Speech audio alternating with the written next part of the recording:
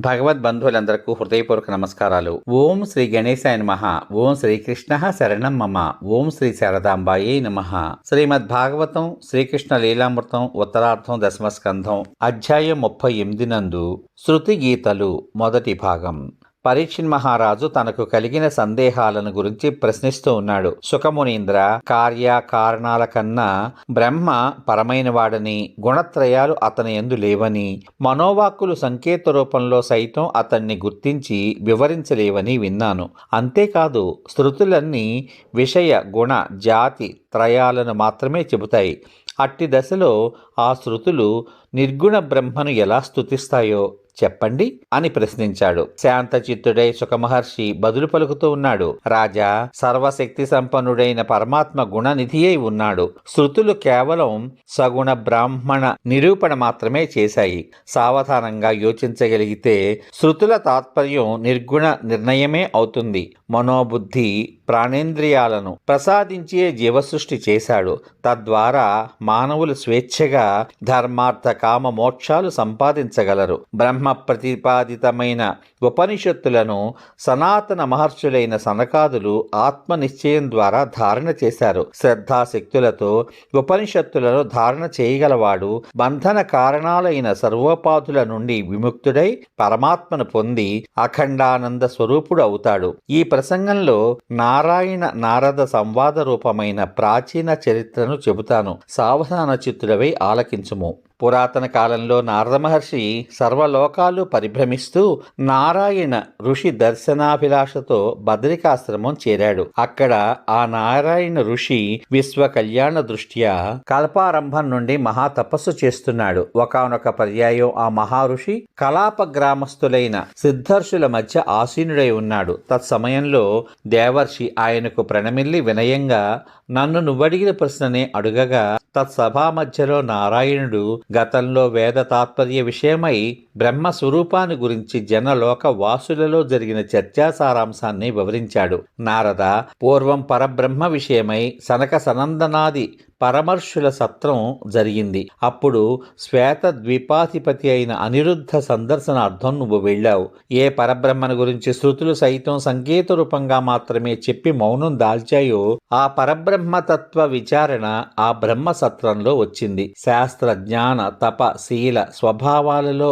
సములైన సనక సనందన సనత్కుమార సనస్సు జాతుల దృష్టిలో శత్రుమిత్ర ఉదాసీన భావాలు కలవారందరూ సములే. నాడు సోదరులందరూ శ్రోతలు కాగా సనందనుడు వక్తగా భాషించాడు. ప్రభాత వేళలో వందిమాగధులు చక్రవర్తిని మేలుకొలుపుతూ అతని పరాక్ర ఔదార్య యశోగానం చేసే విధంగా సృష్టినంతనూ పరమాత్మ తనలో లయం చేసుకుని సమస్త శక్తులతో శయనించు వేళ పరమాత్మ ప్రతిపాదిత వచనాలతో శృతులు అతణ్ణి ఇలా మేలుకొలుపుతాయి. ఓ అజిత, సర్వశ్రేష్ఠుడవైన నిన్నెవరు జయించజాలరు. నీకు జయమగునుగాక, జయమగునుగాక, నీకు జయమగునుగాక. సర్వైశ్వర్య స్వరూపుడవైన నువ్వు చరాచర జీవరాశిని బంధించే మాయను నశింపచేసెదవుగాక. ఆనందాది పంచకోశాలను ఆచ్ఛాదించి జీవులను దోష దూషితులను చేయడానికై సహజానంద రూపాన్ని మరుగుపరచి బద్ధులను చేయ మాయ గుణత్రయాన్ని ఆశ్రయిస్తుంది. నువ్వే జ్ఞాన క్రియాశక్త్యాదులను మేలుకొలుపుతావు.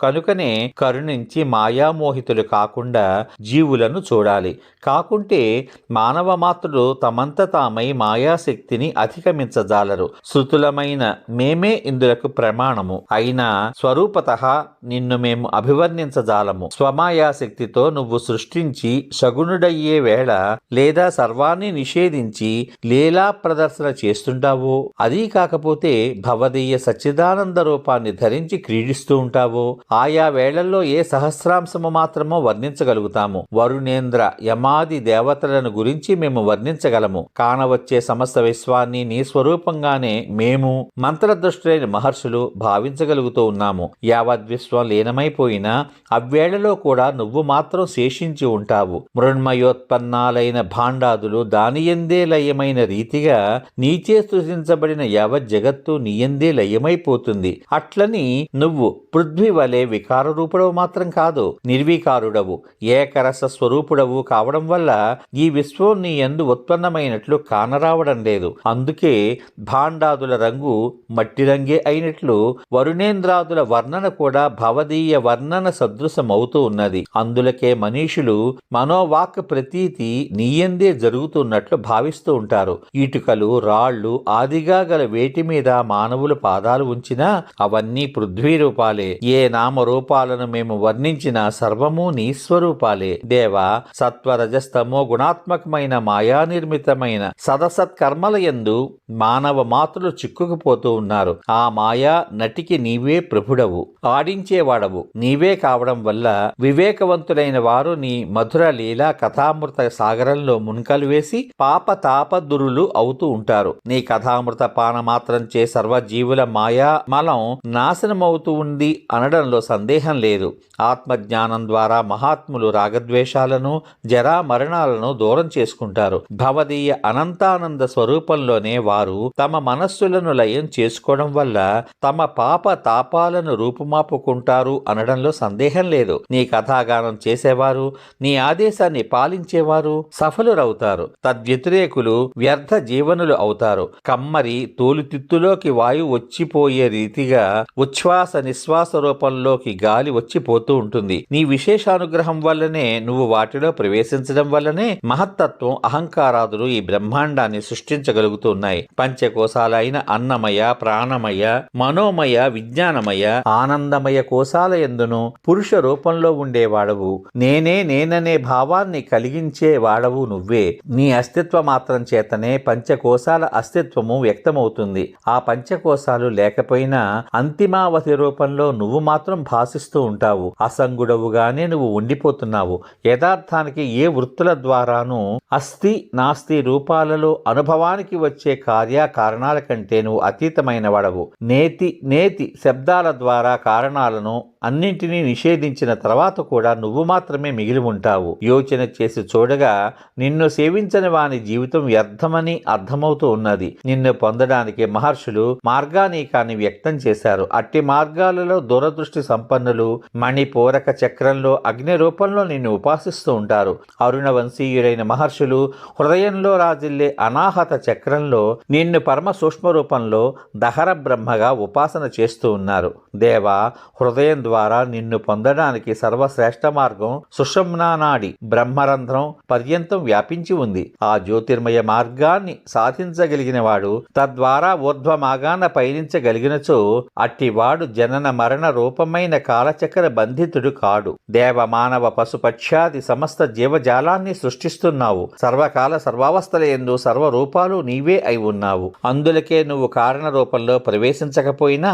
సర్వ వ్యాపకుడవు కావడం వల్ల ప్రవేశించినట్లు గోచరమవుతూ ఉన్నావు. చిన్న పెద్ద భిన్న రూప భేద రహితంగా అగ్ని సర్వ కాష్టాల యందు ఉత్తమాధమ రూపాలలో జ్వలిస్తున్నట్లే పరబ్రహ్మ కూడా ఉత్తమాధమ రూపాలలో అభివ్యక్తమవుతూ ఉంటాడు. అందులకే సజ్జనులు లౌకిక కర్మలలో విముక్తులై నిర్మల హృదయాలతో సత్యాసత్య ఆత్మానాత్మలను గుర్తించి విశ్వగత అసత్య రూపాలలో చిక్కుకోరు. ఏకరస స్వరూపుడవై సర్వత్రా వ్యాపించిన నీ యథార్థ స్వరూపాన్ని సాక్షాత్కరింప చేసుకుంటారు. సశేషం. ఇంతవరకు మీరు శ్రీమద్ భాగవతం శ్రీకృష్ణ లీలామృతం ఉత్తరార్థం దశమస్కంధం అధ్యాయం 38లో శృతిగీతలు అనే కథలలోని మొదటి భాగాన్ని విన్నారు. రేపటి భాగంలో శ్రీమద్ భాగవతం శ్రీకృష్ణ లీలామృతం ఉత్తరార్థం దశమస్కంధం అధ్యాయం 38లో శృతిగీతలు రెండవ భాగాన్ని వింటారు. ఓం నమో భగవతే వాసుదేవాయ. సర్వే జనా సుఖినో భవంతు. ఓం శ్రీకృష్ణ పరబ్రహ్మణే నమః. శుభమస్తు. స్వస్తి.